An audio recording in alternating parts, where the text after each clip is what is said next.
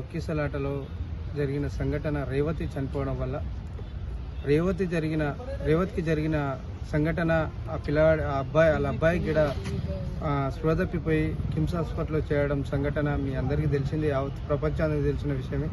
దానిపైన గత వారం 22వ తారీఖు ఆదివారం రోజున అల్లు అర్జున్ గారికి మేము వినతి పత్రం ఇవ్వడానికి ఇంటికి వెళ్తే అక్కడున్న వాళ్ళ ఏదైతే బాడీ సెక్యూరిటీ కానీ వాళ్ళ ఇంటి సెక్యూరిటీ వాళ్ళు మా పైన దాడి చేశారు. అదంతా విజువల్స్ చూశారు.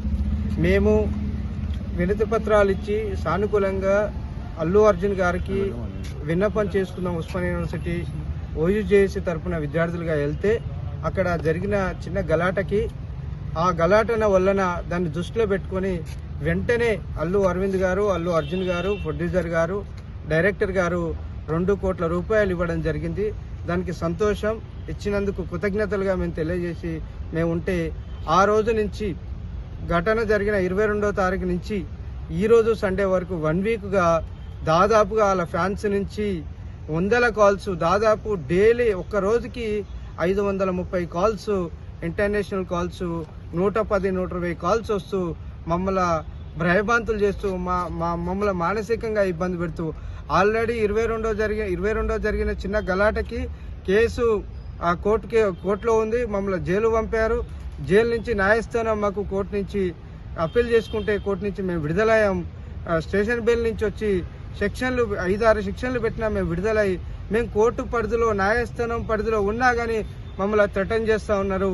ఇది సమాజానికి సమాజానికి ఏం నేర్పుతా ఉన్నారు అల్లు అర్జున్ గారు అని అడుగుతా ఉన్నాం. ఇవాళ మా 6గురికి A1 రెడ్డి సీన్ కానీ, A2 నేను కానీ, A3 బైర్నారద్ కానీ, A4 ప్రకాష్ గారు కానీ, A5 మన ప్రేమ్ కానీ, మోహన్ కానీ, A6 కానీ మా అందరి ప్రాణాలకు అపాయకరంగా ఉంది. దయచేసి మీరు సినిమాలోనే హీరో కాదు, రియల్ హీరోగా మా ప్రాణాలు ఇబ్బందిగా ఉన్నాయి, మమ్మల్ని కాపాడమని మేము వేడుకుంటా ఉన్నాం. ఫ్యాన్స్ మేము కూడా అల్లు అర్జున్ గారి ఫ్యాన్స్ మేము కూడా ఆయన సినిమాలు చూస్తాం. మాకేం వ్యక్తిగత పంచాయతీ లేదు. ఒక బాధితురాలు కుటుంబానికి ఒక మానసికంగా ఉన్న వాళ్ళ భర్తకి ఆ పిల్లగాడు కిడ్నీ ఎవరైతే రేవతి ఒక కిడ్నీ ఇచ్చి వాళ్ళ భర్తకు కిడ్నీ ఇచ్చి ఆమె మంగళసూత్రాలు కాపాడుకుంటున్న తరుణంలో అన్ఎక్స్పెక్టెడ్గా సినిమా థియేటర్లో జరిగిన సంఘటనకు మేము ఆ కుటుంబానికి భరోసాగా ఉంటే ఎందుకు మమ్మల్ని ఎందుకు నిర్దోషిగా చూస్తూ ఉన్నారు? మేమేం నయం కేసులో లేం, డ్రగ్స్ కేసులో లేం, గంజాయి కేసులో లేం, ఎర్రచందనం కేసులో లేం. మేము నిజాయితీగా కొట్లాడితే బాధితుల కుటుంబం తరఫున ఉంటే మమ్మల్ని ఎందుకు ఇబ్బంది పెడతా ఉన్నారు? ఈ రోజు మేము పిఎస్లో కంప్లైంట్ ఇచ్చాం. రేపు చట్టం పరిధిలో ఉన్నది కాబట్టి చట్టం చూసుకుంటుంది.